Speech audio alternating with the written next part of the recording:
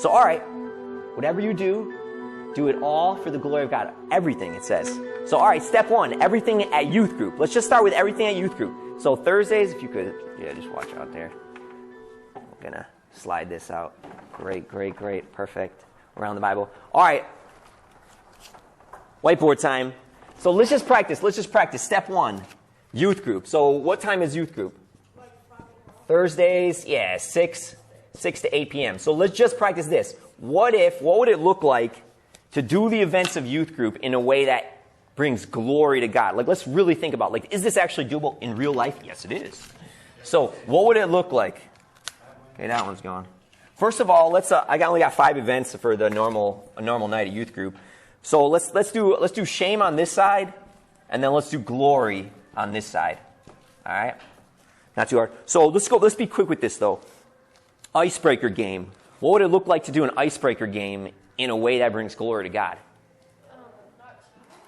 There we go. So I guess shame would be cheating, right? Yeah, if somebody cheats on it, yeah. So glory to him, not cheating. You know, when you still lose and you're like, all right, I didn't cheat. You're not cheating and then still losing, yeah. Oh, okay, that's good. How about worship time? Let's just do one for each. Worship time, in a way, what would be a way to bring God shame during worship? No, let's go for shame first. Yeah, that's what the first thing I heard was not paying attention. That's good. Well, we can't do that now, so that's not even really possible. But sinning during worship, like specifically, what would be? I think that's good. I think this is good enough. How about bringing him glory during worship time? Yeah, actually focusing. When your mind starts to wander, which it does, it's going to for all of us if you're normal, right? When it wanders, you're pulling it back. You don't think God sees that? Heck yeah, he does. So, okay, let's go on. Teaching time would be a way you could bring God shame during the teaching time. You can eat. No, you can eat. You can eat. No, maybe Sunday morning. No, good. I haven't articulated the rules and expectations. Go ahead and eat. Eat to the glory of God during teaching time. Now, what's something else you could do with your food, though, that might bring shame to God? Throw it. Yes, thank you. Do not throw your food at the pastor while he's preaching. Thank you very much, since we're on the food. It hasn't happened, but it's been threatened. Mike Douglas used to threaten me with vegetables from his garden. Okay, let's see. How about bringing God glory during the teaching time? Maybe. How about me? How could I bring God glory during teaching time? Making sure what I say is true. Yeah, so actually working on my sermons and not throwing it together. Honestly, you guys, I could throw a sermon together. You won't know if it took me 1 hour or it took me 8 hours. So nobody knows. But God sees how much time I put in his sermons. Most of my sermons take 8 to 10 hours. Yeah. But God sees because I want it to be highly nutritious. That's what I mean. They're good messages, but you guys are old enough to know. Some of the older ones, you can tell a thrown together sermon and again, spoiler, this one wasn't thrown together. All right.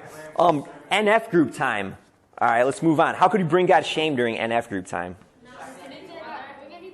Yeah, not listening, closing your heart off to your brother or sister.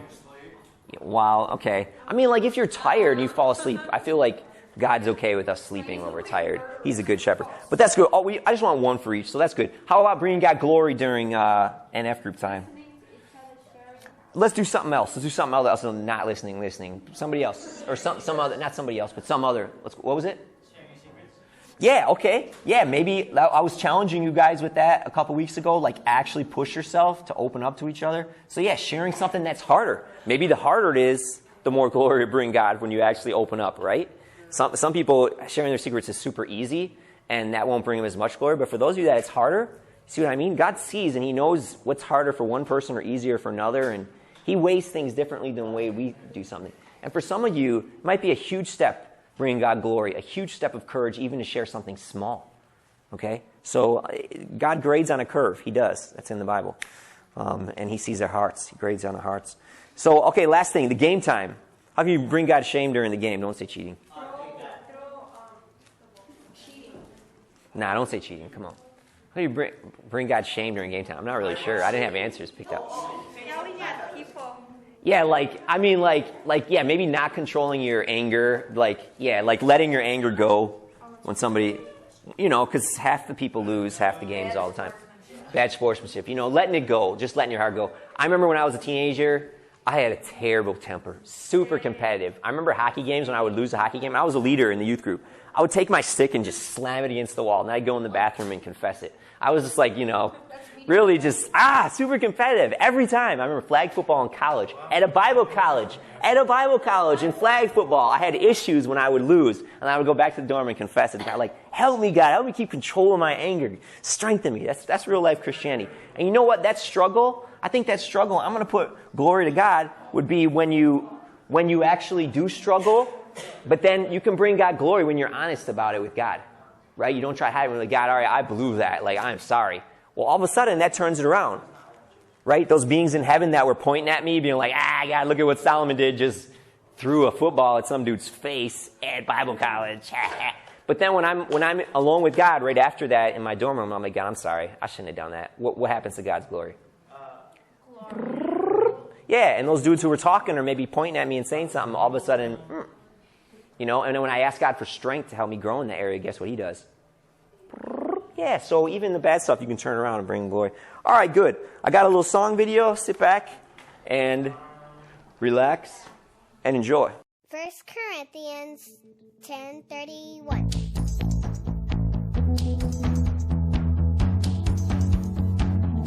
So whether you eat or drink or whatever you do it all for the glory of God.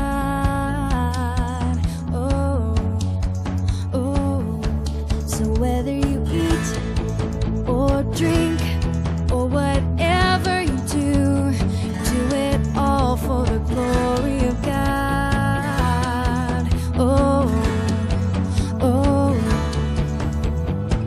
Whatever you do it all for the glory of God. Whatever you do it all for the glory of God. Whatever you do it all for the glory of God. Do it all for the glory of God. Do it all for the glory of God. So whether you eat or drink or whatever you do it all for the glory of God.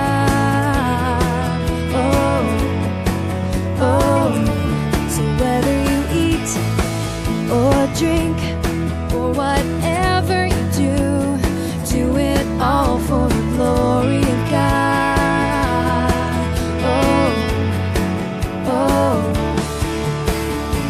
Whatever you do it all for the glory of God. Whatever you do it all for the glory of God. Whatever you do it all for the glory of God. Do it all for the glory of God. Do it all for the glory of God. So whether you eat or drink or whatever you do it all for the glory of God.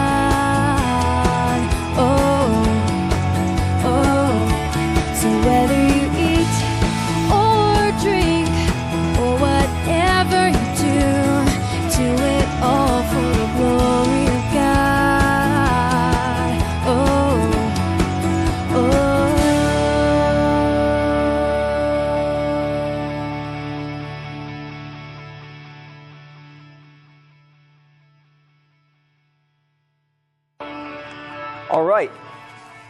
All right, so step one was Thursday nights, right? We did that one.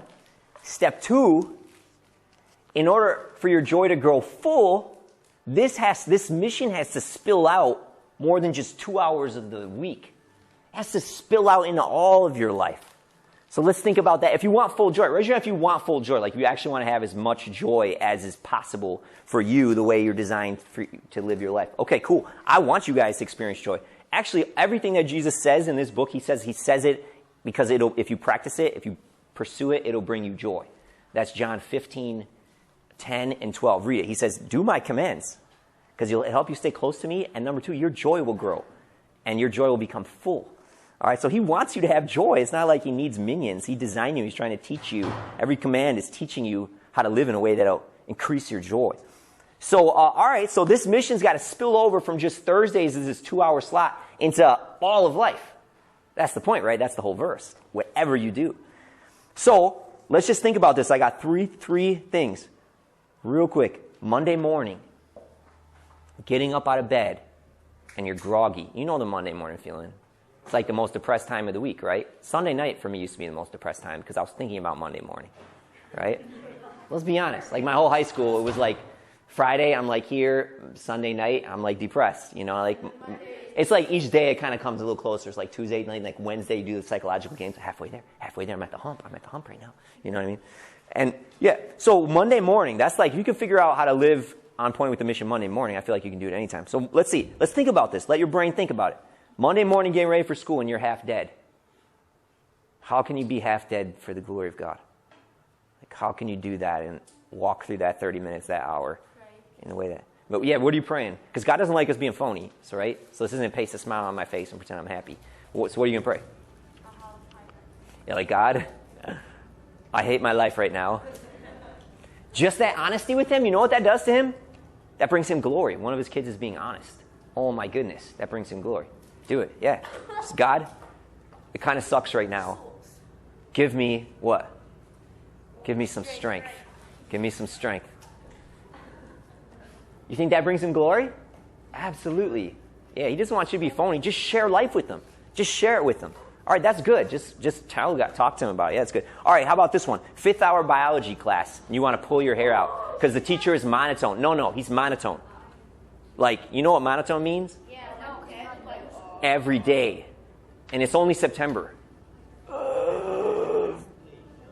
How are you going to do biology for the glory of God? Be honest? My school district is way different from your guys'. I'm still in grade school, but I'm in 6th. What's that? Okay. So you don't have a problem in biology class? You don't have biology class? I don't have biology. All right. For those of you that, let's just say that one class that's the boringest class of your day. Raise your hand if you know which one that is. Okay, thank you. Thank you. It may not be biology. Good point, Travis. All right, quiet down. Let's think now. How could you walk through that hour of your day in a way that would bring God glory? What? How could you bring God glory during your most boring class?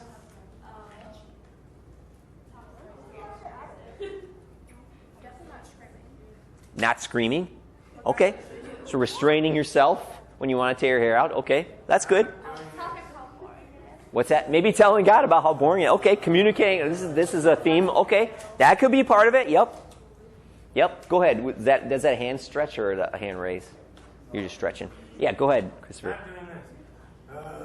Okay, so actually, like, maybe trying to control your boredom so you don't, like, embarrass somebody else with it. Like, okay, I'm going to actually try. Colossians 3 says, whatever you're doing, try to do it like you're doing it for Jesus. So maybe turning your maybe prayer for some extra strength for this class. Like, help me, God. I'm going to that class right now. Give me strength. That could bring him glory. All right, last one. Eating lunch in the cafeteria. What's a way you could bring God glory in eating? Of course, this verse talks about bringing God glory while you're eating. Be like, pray first? Okay. Yeah, go ahead, Ling. What were you going to say? You could talk to your friends about God, yeah, while you're eating, if they're open to it. Yep, if you get an open door, that's one. Jalen, you got something? Thank God before. Okay, man, I should talk about food more. When I talk about food, you guys like got all kinds of answers. You guys are foodies, I guess. Y'all are ready to bring God glory eating, huh? You want some food right now, you can start bringing God glory. Yeah, thanking him. You know, it might just be a simple, you close your eyes and just thank God for the food. Thank you for this food. You don't have to pray out loud, you know. Guess what? You think that brings him glory? Heck, that brings him glory probably on earth, the people that are watching, and also up in heaven. But remember, Jesus also warned, when you pray, don't try to be showy with it. Okay, don't try to do it so other people can see you. Like, I'm a really religious person. Look at me, how holy I am. Pardon me, sinners. I need to pray and thank God for my food right now. If you could just stop talking. Like, obviously, Jesus doesn't like that kind of stuff. So keep it as secret as you can.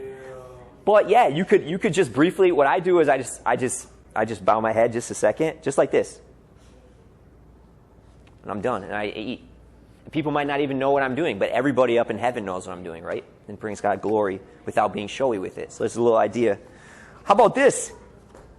Here's the way you can bring God glory when you eat. Enjoy the flavor of your food. Do you know that brings God glory? You know He designed your taste buds? Like, food is important to God. He wants you to enjoy it. Make food that you enjoy to eat and enjoy it. Do you know we're going to eat in heaven? Nothing. It's nothing. According to Google, it's nothing. So enjoy your food. When you enjoy your food, that brings God glory too. All right, we're still in all of life, so I'm just going to give you some. Just exploding this into all of life. How about living life in a way that whenever you have fear come at you, you resist it? How about living life in a way that where you don't care what other people think? Listen up, guys. Listen up. How about living life in a way where you don't care? You resist caring what other people think. You just say, I'm going to just got to live free. I'm not going to try to be afraid all the time. Let me tell you, that brings Him glory. How about resisting the pull to chase after swag, which is the number one pull when you get to high school, right? How about resisting that? How about listening to the Spirit while you're going through your day, trying to focus on His desires? Trying to actually talk to Him or stay in touch with Him through your day. Praying at meals can help you remember Him, you know. How about keeping your eyes open to people that are hurting? That brings Him glory. How about defending the weak? Maybe you got some new students. How about extending love to other people? Jesus talked about that, bringing Him glory, right? How about trying to stay in touch with God more and more through the day? How about trying to stay awake to the mission of bringing Him glory? All right, I got one more song, but I'm not going to play it. Oh, it's a great song. I might do it next week, but I just look at the time. We're into volleyball time. So guess what? We're going to play some volleyball to the glory of God. But listen up. Let me close this out. Guys, this mission, this verse, doing everything you do to God's glory, it changes everything. And I hope it changes Thursday nights for you, but not just Thursday nights. I hope it spills out into all of your life and you catch on to this mission. Because this makes every activity a chance to do something meaningful. No activity ever has to be bored. Again, if you're ever bored for a week, don't let me know, because I'm going to tell you you're off point with the mission. Shouldn't be bored. Use that as a red flag. And if you are bored, use it. Recycle. Be like, dang, I'm probably not living for the mission. Yeah, dang, it's been 3 years since I've been off point with the mission. That sermon was 3 years ago. Whoops, ask God for some help. God, help me live on point with this mission. Every activity can have a mission. Spoiler, it already has. Some of you just haven't even been awake to it yet. You've been walking around with your eyes open, but you've still been asleep in a way. So now you know the mission. Now you understand it, hopefully. It's the second purpose for our youth group. Bring glory to Jesus. And it'll turn all your life from zombie mode into adventure. So my encouragement is, if you want joy, chase after this. Dive into it, guys. Whether you eat or drink or whatever you do it all in a way that brings glory to God.